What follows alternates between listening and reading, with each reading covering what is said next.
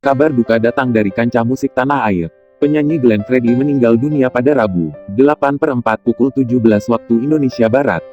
Mengenai meninggalnya Glenn Fredly telah dikonfirmasi kebenarannya oleh salah seorang kerabat. Menurutnya, pelantun lagu Januari itu sempat masuk rumah sakit sebelum mengembuskan napas terakhir. Ia sakit meningitis dari minggu masuk rumah sakit, ujar sumber yang tak ingin disebutkan namanya itu. Glenn Fredly meninggal dunia pada usia 44 tahun di Rumah Sakit Setia Mitra Fatmawati, Jakarta Selatan. Ia meninggalkan istri, Mutia Ayu, dan seorang anak Dewa Atlana Syamaim Latuihamalu.